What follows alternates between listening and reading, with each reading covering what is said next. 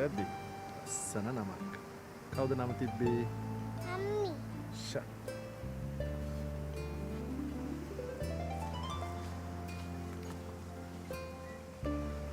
Mang adalah sangat kaki nak. Ya, benar. Bes pasena kian rahas teruna imlo wagde pamule mawarni adwage hetat obe langinni bes pasena kian rahas teruna imlo wagde pamule mawarni adwage hetat obe langinni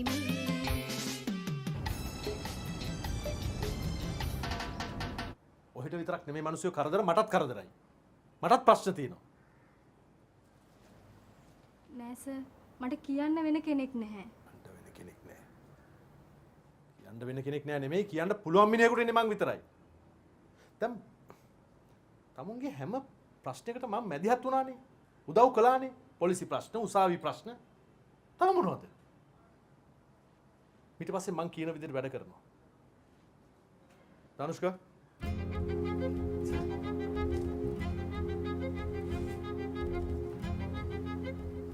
බොහොම ස්තුතියි sir.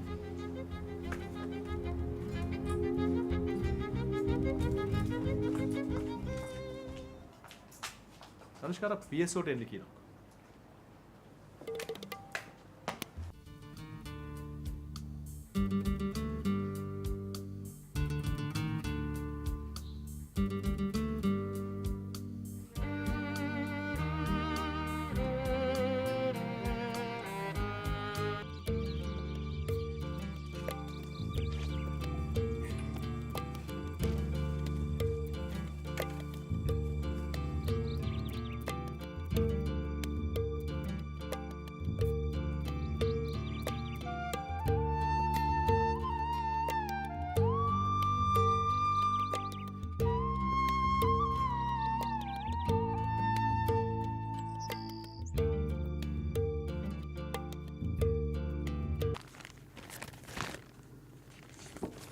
ලස්සනයි නේද?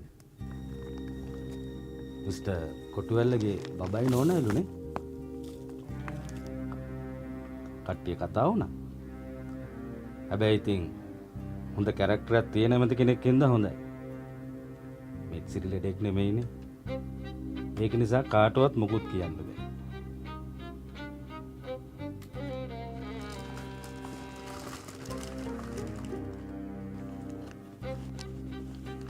ඇයි mister කොටුවැල්ල?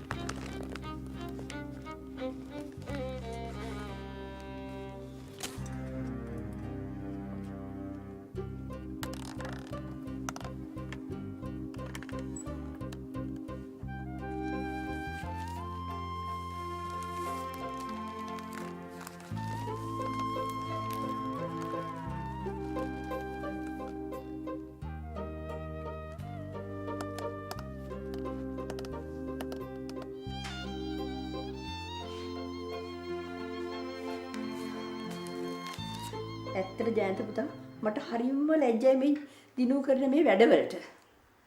අම්මේ මේක හදිස්සිය දැකලා අඳුරගත්ත සිද්ධියක් නෙමෙයි. ඔය බැල්ම ඔය හිනාව අම්මේ මේක හම්බෙන් සිද්ධ වෙච්ච දෙයක් නෙමෙයි. සර් නෙමෙයි ළමයෝ. මගේ උපැන්නේ තියෙන්නේ අශෝක මෙත්සිරි කාර්යවසම් කියලා.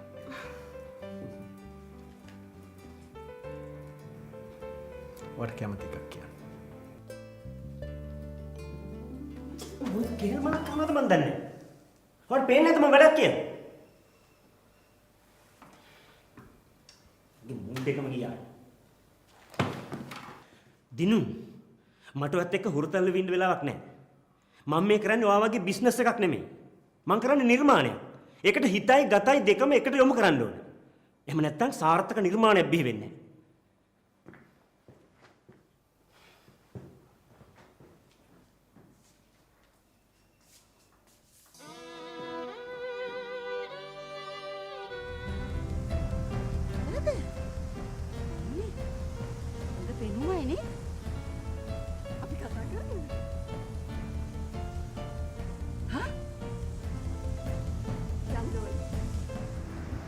Hi, Manny. Hi. Meet Mr. Devin. This is Manny. Hello. Okay. Take a seat.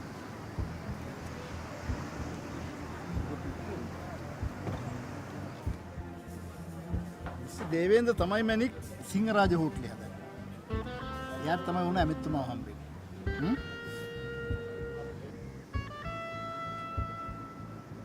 Mic මාව වැරදි තැන් වලට දාන්න නැතුව ඇති නේද?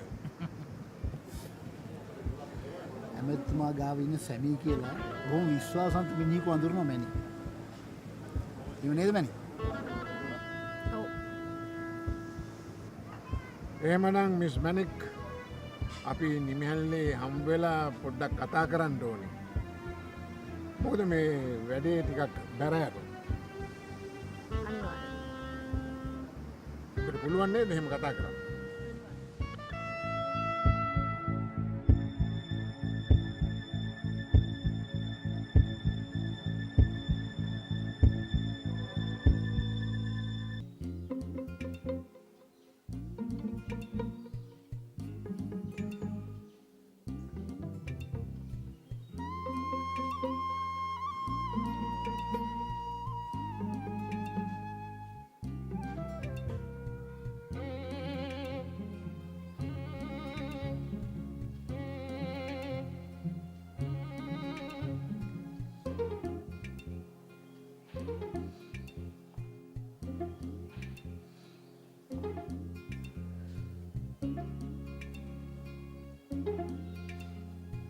දීනුට දීපු හැම දෙයක්ම අපි ආපහු ගන්න ඕනේ.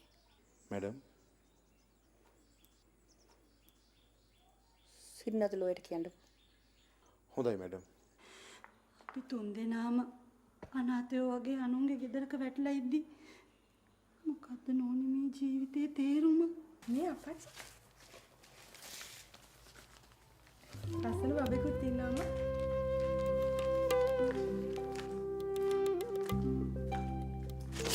ඉරේ.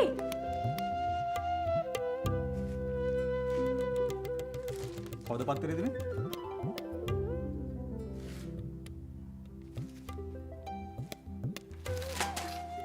වෙලා තියෙන්නේ?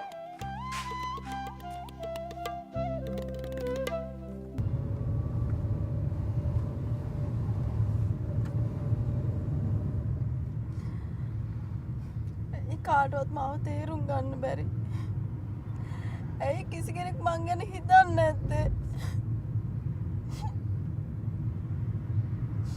කවුරුවත් මාව තේරුම් ගන්න නැහැ ධනුෂ්ක. කිසි කෙනෙක් මං ගැන හිතන්නේ නැහැ.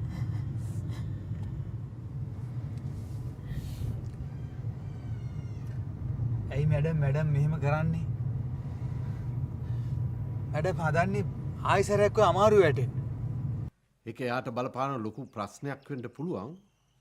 ඒත් පත්තරකාරින්ට නිවුස් ඕනේනේ මැඩම්. මම දන්නවා මිස්ටර් ජයසිංහ කතා කරපු එක නඩුවක්වත් ෆේලි වුණේ නැහැ කියලා. ඒක මට විශ්වාසයි. ඒත් ඇයි මැඩම්?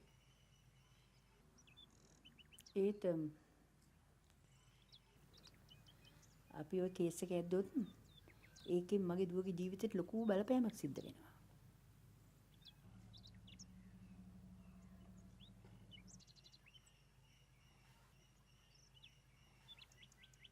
ඒ කිව්වේ මැඩම්?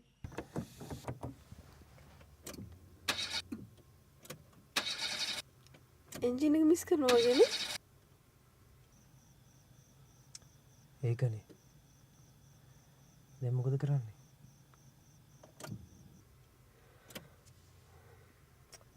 මං කියන්නේද? ඔය අපිට ස්ටාර්ට් කරලා බලන්නකෝ. මම බලන්න මොකද වෙලා තියෙන්නේ කියලා.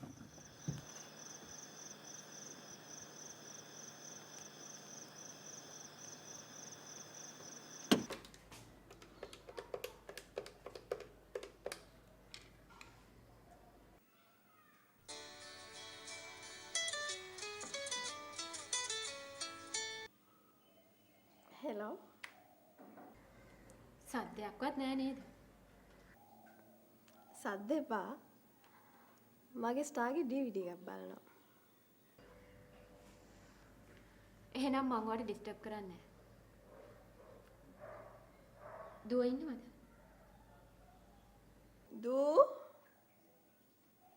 දූ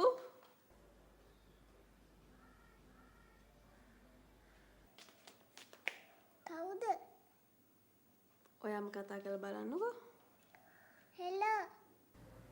කොහොමද දූ? ආනේ මේ සංගීතා ආන්ටිනේ. දූ අඳුනනවද බලන්නකෝ මේ කටහඬ?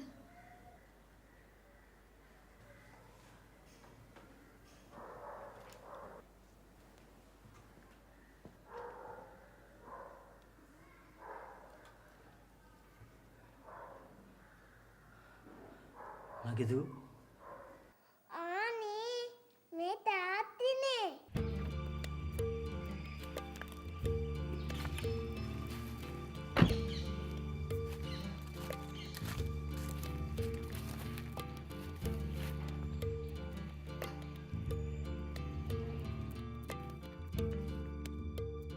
මේක මහා පුදුම ලෝකයක්නේ. තමන්ගේ ප්‍රශ්න අනුන්ගේ පිට දාලා තමන් නිදහස් වෙන්න හදන්නේ. ඔයාගේ ප්‍රශ්න මගේ ඔළුවට දාගත්තා මට මොකද වෙන්නේ? ඒකින්ද ප්ලීස් මට ආයේ කරදර කරන්න එපා. මාව ආයේ හොයාගෙන ඉන්නත් එපා. තේරුණාද? ඕකේ කට්. හරි. මම තමුසේට ආපහු කියන්නේ නැහැ. මට මෙහෙම කරදර කර කර මගේ පස්සෙන් එන්න එපා. හරි මම තමුසේට සල්ලි දෙන්නේ නැහැ. පුළුවන් දෙයක් කරනවා. මොකද කරන්නේ? අම්මා මෙයා චණ්ඩිය වෙලානේ. පිටිපස්සල්ලා බලනකො.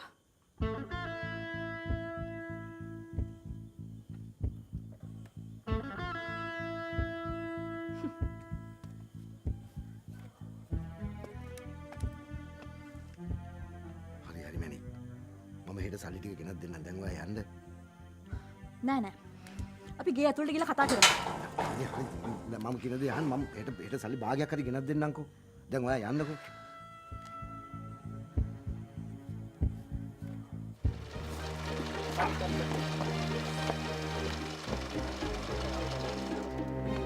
කැමරේ එක දාගමු අර පැත්තට. මල්ලි. අර පැත්තෙන් දාමු කියලා.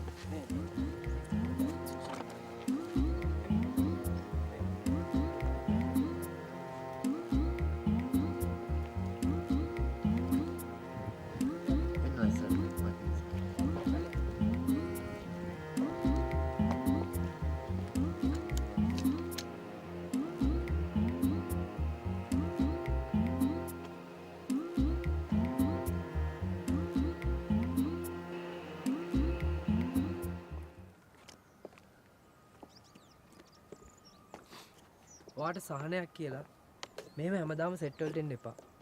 ඒක හොඳ නෑ. කාටද හොඳ නැත්තේ? කාටවත් නෙමෙයි. අපි දෙන්නටම. තේමිය. මට ඔයාව ඕනේ තේමිය. ඔය ඇරෙන් මට වෙන කෙනෙක් නෑනේ තේමිය.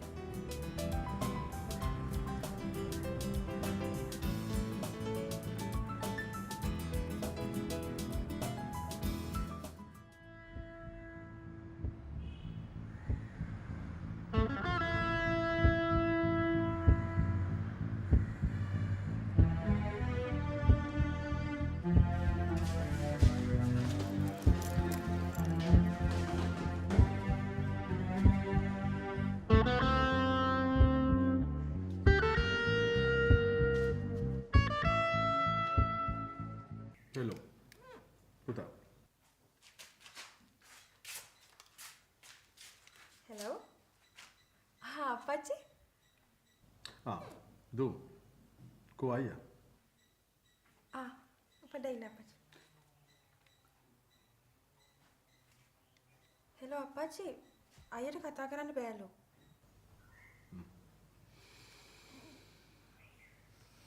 කමන්නේ